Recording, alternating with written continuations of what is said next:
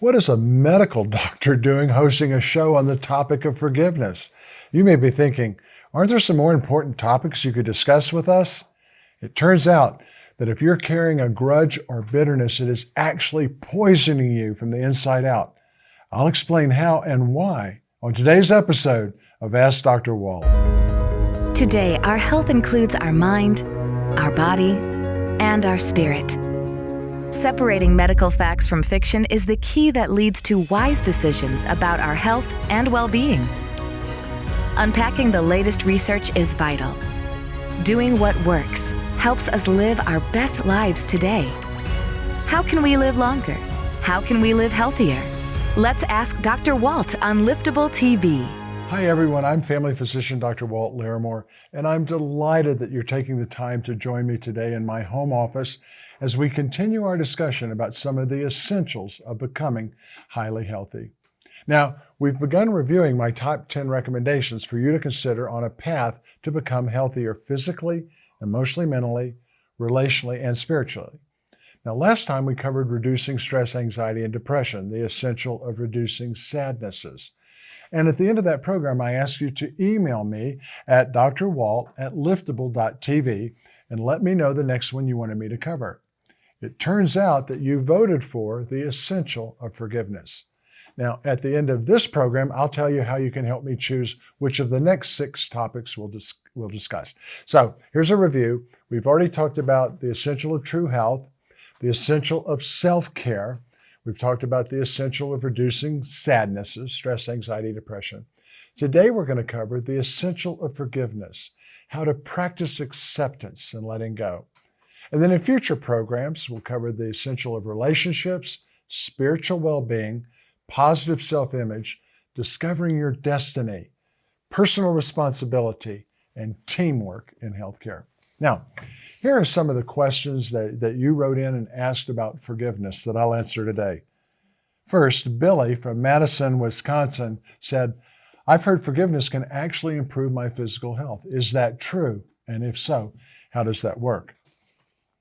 Phil from Ventress, Louisiana says, how do you expect me to forgive when I've been hurt so badly in the past? Well, that's an important question, Phil.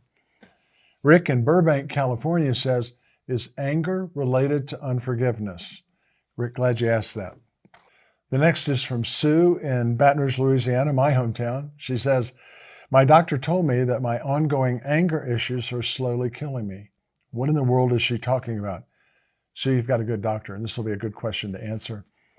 And then Greg from Pensacola, Florida says, whether it's healthy or not, I'll never forgive my former wife for the way she abused me, physically, sexually, and emotionally. Why would I ever let her off the hook for the way she hurt and scarred me? I hate her. I'm glad you wrote in. I mean, these are some difficult issues. Wouldn't you agree? And I'll try to remember to answer each of them during our time together. But I want to start this program telling you a story about one of my favorite mentors during my time in medical school. Pediatrician James Upp, MD, was a deeply spiritual man and was superbly competent as a physician. I mean, I love the rotations I spent in his office. I enjoyed both watching him work and observing how very much he enjoyed his work and his patients. A joy exceeded only by the enjoyment that he had in his relationship with God and his family. He deeply loved them all. But one fateful evening, his youngest daughter, Diane, was driving down a dark road. A car approached her, and as it passed, one of the young men in the car tossed a concrete block at her car. That block crashed through the windshield of Diane's car at over 90 miles an hour, instantly snuffing out her precious life. Well, the boys were apprehended and charged with homicide, but while they were in jail, something happened that shocked them, their parents, and our town. Dr. Upp actually visited the parents of the boys to share in their sorrow and to offer them face-to-face his forgiveness. And then he stunned even his closest friends by going to the jail to visit the boys and to let them know that he had forgiven them. Why would Dr. Upp do such a thing? Would you? It's because Dr. Upp knew in his heart and then placed into action his belief that hatred is the most harmful to the person who hates. He knew that he had to let go of his anger and resentment and blame, and then and only then could he heal By forgiving the boys who had killed his daughter, Dr. Upp was not letting them off the hook. He knew that they would and should face punishment and suffer consequences for their actions. However, after the boys were convicted, he took the witness stand to ask the judge for mercy in the sentencing. He had spent time with these boys, and he had seen them weep inconsolably for having taken from him one of his most precious blessings. He had seen their remorse and he had seen their sorrow, and he trusted that his God would take this tragedy and create good. Dr. Upp had learned that the one responsible for judging human beings was not himself, but his God. And he was willing to trust that all vindication would be God's, not his. And for me, as a young medical student, witnessing Dr. Upp's attitudes and actions forever changed me. I mean, he demonstrated in the flesh one of the keys of true health. Dr. Upp has passed away. I miss him. He loved his son and daughters. He loved life. He loved me. He lived and died a highly healthy person. And folks, all of us have been wrong. I mean, all of us have experienced unjust wounds. Unfortunately, some of us allow these hurts to grow into chronic anger, hostility, bitterness, grudges, cynicism, contempt, resentment, hatred, or victimhood that we can't or we won't leave behind. We're either unwilling or unable to get beyond our pain. We don't understand that our unforgiveness is a slow, lethal toxin poisoning us from the inside out. And it's not a small problem. 62% of American adults say they need more forgiveness in their personal lives, according to a national survey. And for anyone who has suffered as a result of another's actions, I have for you a life-giving prescription. You must make peace with your past. You must undertake the daunting task of learning to accept what you cannot change and let go of your pain, let go of the anger arising from the ways you've been hurt. In fact, your life may depend on it. Because when you choose not to forgive, you actually put yourself in a prison cell that slowly destroys your health. Because unforgiveness damages your body, your emotions, or your relationship with yourself. It damages your relationship with others. And believe it or not, it damages your relationship with God. Well, let's start at the beginning. Here's how I define forgiveness. It's a conscious decision to let go of resentment, of vengeance towards someone or something you feel has harmed you in some way. Now, it's important to know what forgiveness is not. Forgiveness is not simply ignoring a wrong. It's not condoning or excusing a wrong. It's not the same as reconciling. I mean, it takes two people to reconcile, but it only takes you to forgive. And if you choose to be an unforgiving person, let me be very clear. You are endangering your physical, emotional, relational, and spiritual health. And let me show you how. Number one, first of all, unforgiving people damage their physical health in innumerable ways. One group of researchers reported that those who choose not to forgive and hold grudges have higher rates of heart disease and cardiac arrest, higher rates of elevated blood pressure and stomach ulcers, higher rates of arthritis, back problems, headaches, and chronic pain than those who don't. A study from Berkeley found that when people recalled a grudge or a past hurt that they hadn't forgiven, that their blood pressure actually spiked and their pulse went up. In the best-selling book, Anger Kills, authors Redford and Virginia Williams point to dozens and dozens of studies that show that anger is not just another negative emotion, but it's something that can kill you. Anger can lead to heart disease, heart attacks, heart rhythm irregularities, and many other life-threatening diseases. The Williams point out that a person who fails to recognize and deal with his or her anger is just like someone who each day takes a small dose of a poison. Eventually, it makes your entire system toxic and literally leads to your premature death. Now, folks, I'm not talking about people who get appropriately angry from time to time. In fact, the Bible tells us, in your anger, do not sin. Occasional anger that is justified but temporary, for example, when you're treated unfairly, is not wrong or harmful.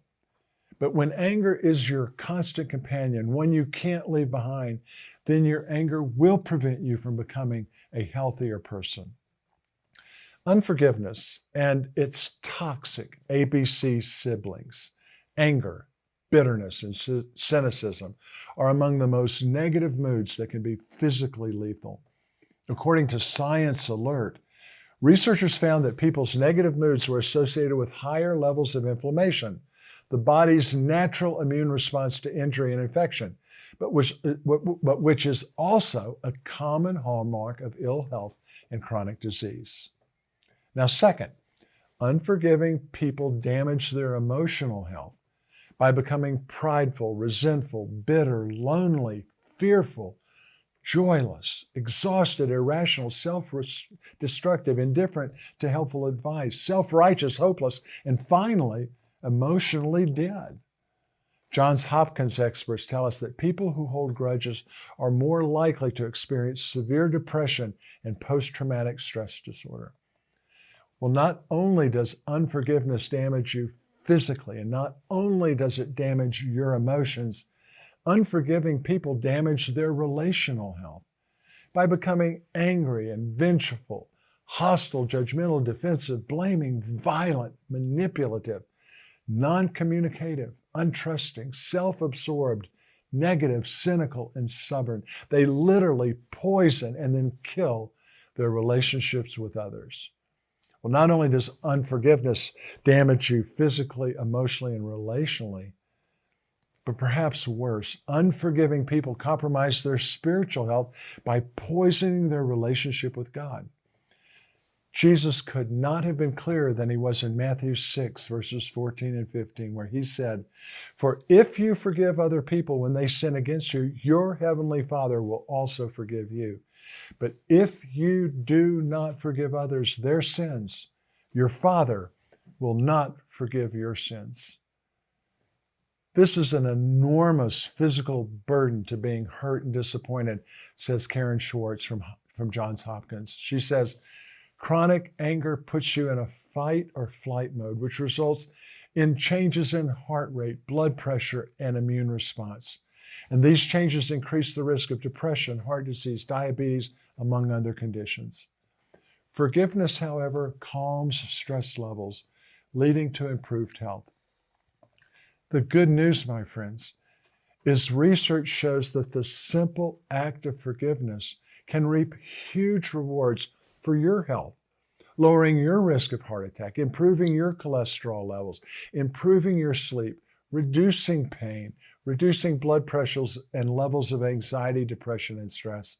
And research points to an increase in the forgiveness health connection as you age. In other words, the more you forgive, the more likely you are to live, not only a quality of life, but quantity of life. On the opposite side of the scale, harboring anger, hurt, or resentment gnaws away at your happiness and your health. A 2014 review concluded, quote, "It can sometimes seem like forgiveness is a concept from biblical times, but a wealth of research suggests we should apply the act to our daily lives because it holds a myriad of health benefits," end quote. Now, you may say, Dr. Walt, okay, maybe I should forgive, but I just don't feel like it. Well, think of it this way. Suppose you have a little baby, a child or a grandchild, whose diaper is dirty. Well, you don't say, well, Dr. Walt, I don't feel like changing the diaper. No, you make the decision to do so because it's in your benefit and it's in the baby's benefit. You know for a fact that if you don't change that diaper, things are going to get real messy. It's the exact same way with unforgiveness. Another researcher said this, quote, "Failing to forgive or unforgiveness is the practice of engaging in ruminative thoughts of anger, vengeance, hate, and resentment that have unproductive outcomes for the ruminator. Those outcomes are increased anxiety, depression, elevated blood pressure, vascular resistance, decreased immune response, and worse outcomes in coronary artery disease," end quote. I mean, are you getting the picture? Mayo Clinic adds by telling us that forgiveness, quote, brings with it plenty of health benefits, including improved relationships, decreased anxiety and stress, lower blood pressure, a lowered risk of depression, and a stronger immune system, as well as stronger heart health. You see, letting go of negative emotions can have a remarkable positive impact on your body. Here's the truth. Those ABCs, anger, bitterness, cynicism, add to it grudges and unforgiveness, all the manifestations of unforgiveness can kill. I remember seeing the impact of chronic anger on a patient of mine named Anne. I mean, she was a walking time bomb. The problems recorded on her medical chart were chilling. Morbid obesity, depression, probably bipolar depression, hypertension, high cholesterol, peripheral arterial disease, asthma, allergies, sleep disorder, chronic dermatitis, and chronic fatigue. On any checklist of risk factors for early death, Anne ranked near the top. Her only enjoyment in and escape from life was her teaching job. Her only exercise was moving to and from her car. Her diet was, well, a nutritional den of iniquity. And she was frequently in my office and had been in the hospital a number of times. I mean, she knew every doctor and nurse there. I mean, she knew she needed to change her life and her lifestyle, but for some reason she just couldn't. Dr. Walt, she sighed when I once again suggested she see a Christian psychologist who had just joined our practice. I've been to a counselor. In fact, I've been to counselor after counselor. They're no help at all. Whenever I take one step forward, I just seem to lose control and fall back 2 or 3 steps. And I said rather sternly, if you want to become healthy, and if you want me to continue to serve as your family doctor, then you and I need to schedule some time with Gil Hansen, our new psychologist. If he can't help you, well, maybe he can help me. Well, she looked surprised, and then she laughed, and she said, okay, I'll go, but just once. I agreed, not sure what we might be getting into. Anne's session with the psychologist and me began innocently enough. Both Anne and I gave brief summaries of the problems she was having and the problems we had had working together. And then the psychologist began to focus on Anne's past. What seemed like only a few minutes passed before she told him about watching her father die on the kitchen floor in front of her 5-year-old eyes. She watched her mom become an alcoholic and then marry a man who abused Anne and her sister for a number of years. She watched her mother get beaten whenever she tried to intervene or protect her daughters. When they arrived home from high school one day, Anne and her sister, they found her mother hanging from an electric cord in the garage, death by suicide. I was stunned as we watched Anne dissolve into waves of uncontrollable sobbing. I didn't know, I told the psychologist. She never told me any of this. And he turned to me and with great compassion, he said, Walt, she couldn't tell anyone until she was ready. Several years later, after a great deal of work, an increasingly healthier Anne told me, the anger from my past, the unforgiveness was eating me alive.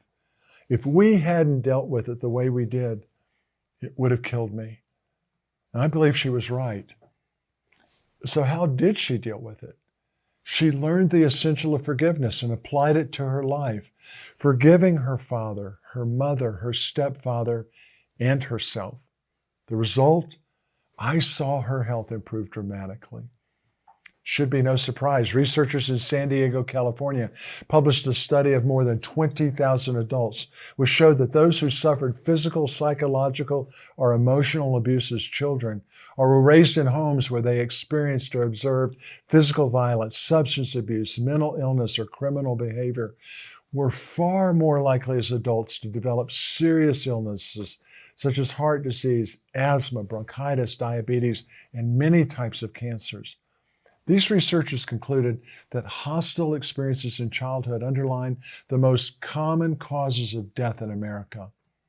The cause points to the anger, anxiety, and depression produced in young victims of these terrible experiences. And when these kids are growing up, they often self-medicate their pain with behaviors such as overeating, smoking, using drugs or alcohol, which they often find to be effective coping devices, tending to lead to chronic abuse.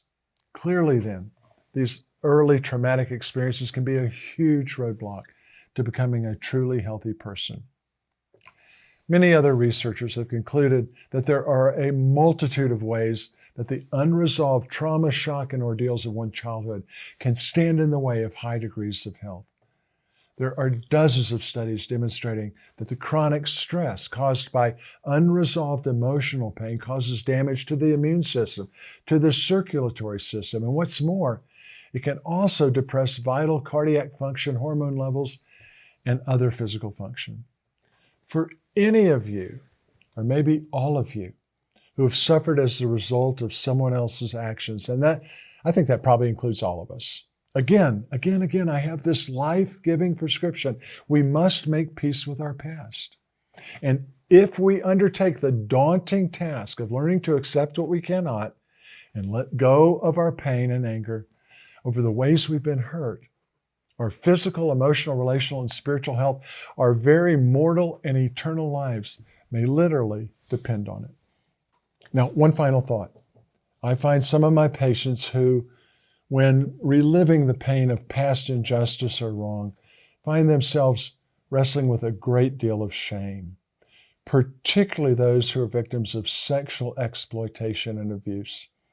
I've told my patients that I consider shame to be a cancer of the spirit. Shame has so many negative effects. If you're living with shame, then it will be virtually impossible for you to become a highly healthy person. Shame makes you feel worthless, undeserving, and unlovable. And it's helped me to understand that shame and guilt are different from conviction or remorse. Feeling convicted or remorseful is feeling bad about things you've done in the past, or maybe things you failed to do in the past. But shame or guilt is feeling bad about who you are. The theologians, the pastors tell us that shame or guilt comes from the enemy of our souls, while conviction comes from a loving Creator. The surest way to overcome this form of shame or guilt is to begin to understand who you are from God's view. Without banishing shame from your soul, the process of forgiveness often will not continue. And if you're not able to do this, I encourage you, I beg you to seek professional pastoral counseling. Do you see now why forgiveness is one of my 10 essentials of truly healthy people? The American Psychological Association says it this way: forgiveness improves mental and physical health. Dr. J. Nick Pitts writes, when we fail to free others from the pain they caused us, they continue to hold ourselves captive to the pain that hurt us. And I love this from Lewis Smeds. He wisely points out, to forgive is to set a prisoner free and discover the prisoner was you. He adds, when you choose to forgive and move forward, you're not saying those betrayals don't hurt. You're just choosing to live in freedom instead of a prison cell of anger. Friends, it's as if the experts are all saying, forgive to live. If you're one of the many folks who believe the old adage, to err is human, to forgive is divine, take note that medical science has established beyond a shadow of a doubt that to err is human, but to forgive gives healing to yourself. Is this making sense? Is it helpful? It is for a lot of my patients. Well, because of time, we're going to cut it off here. But next time when we come back, we'll look at part 2 of forgiveness and what it does to make highly healthy people. But if you'd like to drop me an email at drwalt@liftable.tv with any questions that you have about this program, don't hesitate to do that. What concerns do you have about your or your family's health? But I always have to give this warning. I can't answer specific questions about your individual health, but I bet you have plenty of great general questions to ask me. So send them in and we'll get to as many as we can during future programs. In addition, you can read more about these essentials at my website, drwalt.com. One is Fit Over 50, which is actually great for people that are 20, 30, or 40 also. And the other one is 10 Essentials of Happy, Healthy People. So until our next visit, which will be part 2 of forgiveness, let's get moving together toward true health.